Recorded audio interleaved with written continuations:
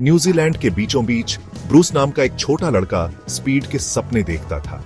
वो सिर्फ सपने नहीं देख रहा था, वो उसे बना रहा था। ब्रूस को कार्स से प्यार था, उनके इंजन से, उनके स्लीक डिजाइन से। वो उन्हें सिर्फ देखकर खुश नहीं था, वो उनकी पावर को महसूस करना चाहता था। ब्रूस के पेरेंट्स लेस और रुथ ने उसके पैशन को बढ़ावा दिया। उन्होंने अपने बेटे में एक चिंगारी देखी, एक ऐसा दृढ़ निश्चय जो एक बच्चे के शौक से कहीं आगे जाता था। लेस, जो पेशे से मैकेनिक था, उसने ब्रूस के साथ अपना ज्ञान शेयर किया, उसे इंजनों की पेचीदगियों और इंजीनियरिंग की खूबसूरती के बारे में सिखाया। 15 साल की उम्र में ब्रूस ने अपनी पहली रेस में भाग लिया। उसे कोई चमचमाती नई कार नहीं दी गई थी, उसने इसे खुद बनाया था। एक पुरानी जंग लगी ऑस्टिन अल्स्टर को उसके हाथों ने रेसिंग मशीन में बदल दिया। वो अपनी पहली रेस नहीं जीता, लेकिन उसने कंपटीशन का रोमांच, स्पीड का एड्रेनालाइन महसूस किया। ब्रूस मैक्लारेन घर आ गया था। ब्रूस का टैलेंट न्यूजीलैंड के किनारों तक सीमित नहीं रह सका। वो अपने सपनों का पीछा करने के लिए इंग्लैंड मोटर रेसिंग के केंद्र चला गया। वहां उसकी मुलाकात टेडी मेयर से हुई, जो एक समान विचारधारा वाला व्यक्ति था, जो उसके जुनून और महत्वाकांक्षा को शेयर करता था। साथ में उन्होंने एक सफर शुरू किया, प्रतिद्वंद्वियों के रूप में नहीं, बल्कि एक दूसरे के साथियों के रूप में। 1963 में मैक्लारेन मोटर रेसिंग का जन्म हुआ। यह कोई भव्य मामला नहीं था, कोई फैंसी फैक्ट्रियां या अंतहीन बजट नहीं था। यह एक छोटी टीम थी जो जुनून और एक साझा सपने से प्रेरित थी। उन्होंने अपने स्किल्स, अपने अटूट विश्वास और ढेर सारे दिल के अलावा कुछ भी नहीं के साथ शुरुआत की। उनकी पहली रचना M1A एक बयान थी। ये एक ऐसी कार थी जिसने इनोवेशन का परिचय दिया, सीमाओं को आगे बढ़ाने के उनके समर्पण का प्रमाण। M1A सिर्फ एक कार नहीं थी, ये उनकी महत्वाकांक्षा का प्रतीक थी, बस एक और टीम होने से इनकार। कैन-एम सीरीज मैक्लारेन का खेल का मैदान बन गई। उनकी कारें अपने शक्तिशाली इंजनों और एरोडायनामिक डिजाइन के साथ अपने आप में एक अलग ही लीग में थीं। मैक्लारेन की दहाड़ जीत का पर्याय बन गई, जो पूरे उत्तरी अमेरिका में ट्रैक्स पर गूंजती थी।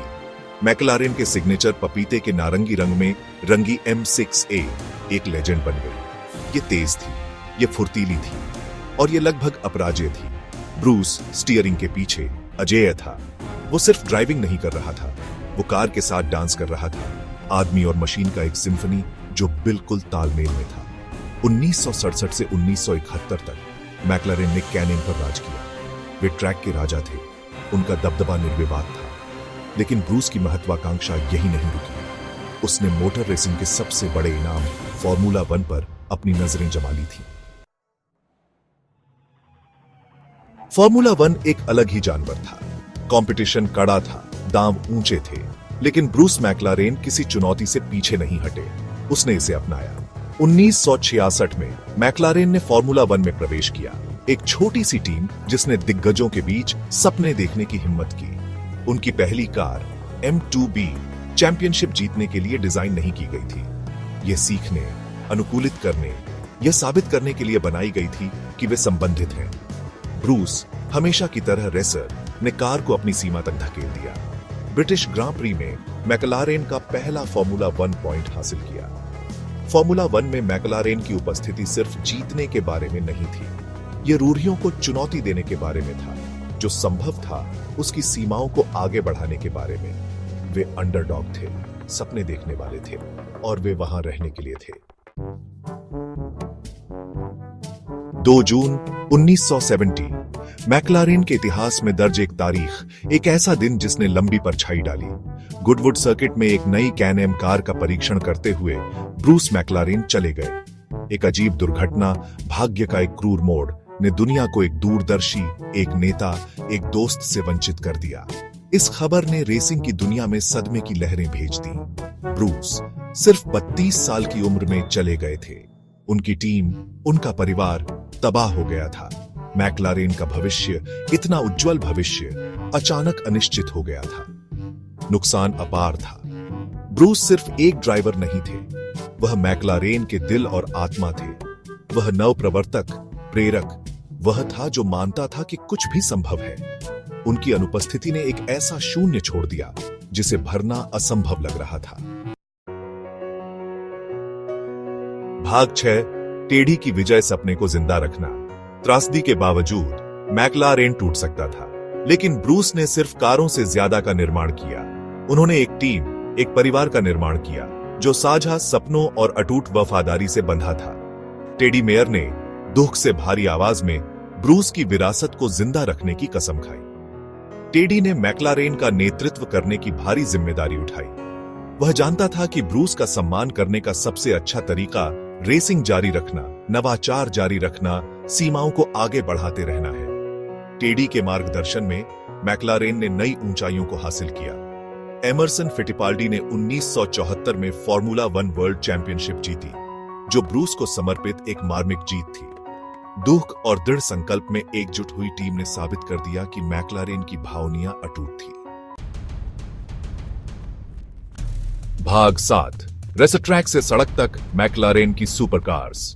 ब्रूस का विजन रेसट्रैक से आगे तक फैला हुआ था। उसने सड़क कारों के निर्माण का सपना देखा था, जो मैक्लारेन के डीएनए को मूर्त रूप देती थी। प्रदर्शन, नवाचार और उत्कृष्टता का अथक प्रयास। 1992 में मैक्लारेन F1 के साथ वह सपना हकीकत बन गया। F1 सिर्फ एक कार नहीं थी, यह एक बयान था। यह दुनिया की सबसे तेज प्रोडक्शन कार थी, एक तकनीकी चमत्कार जिसने मैक्लारेन के इंजीनियरिंग कौशल का प्रदर्शन किया। यह एक ऐसी कार थी जिसने कल्पना पर कब्जा कर लिया। ब्रूस के इस विश्वास का प्रमाण कि कुछ भी संभव है। आज मैक्लारेन ऑटोमोटिव इंजीनियरिंग की सीमाओं को आगे बढ़ाना जारी रखे हुए है। उनकी सड़क कारें 770S से लेकर सेना तक ग्रह पर सबसे वांछनीय और तकनीकी रूप से उन्नत वाहनों में से कुछ हैं। हर कोई ब्रूस की विरासत को आगे बढ़ाता है, उत्कृष्टता का अथक प्रयास और जो संभव है उसकी सीमाओं को आगे बढ़ाने का जुनून। भाग 8 मैक्लारेन का जादू, एक पिक्सर टच। पिक्सर के नजरिए से बताई गई मैक्लारेन की कहानी की कल्पना करें। उनकी कारों के जीवंत रंग, इंजनों की गर्जना, टीम की कमराडरी, सभी को स्टूडियो के हास्य, दिल और भावनात्मक गहराई के सिग्नेचर मिश्रण के साथ जीवंत किया गया है।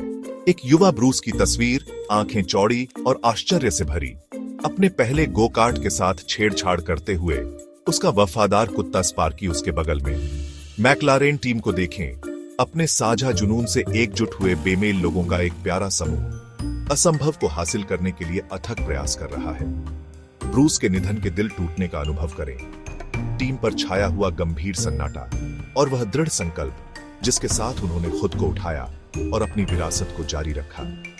मैक्लारेन की कहानी विजय और त्रासदियों से भरी एक पिक्सर फिल्म है जो बनने की प्रतीक्षा में है। भाग 9 अडिग भावनिया।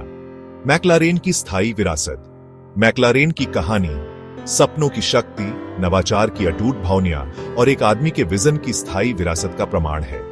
न्यूजीलैंड की एक छोटी सी कार्यशाला से लेकर मोटर रेसिंग के शिखर तक मैक्लारेन ने लगातार उम्मीदों को धता बताया है। ब्रूस मैक्लारेन की विरासत न केवल ट्रॉफियों और चैंपियनशिप में, बल्कि हर उस व्यक्ति के दिल और दिमाग में जिंदा है जो बड़े सपने देखने की हिम्मत करता है।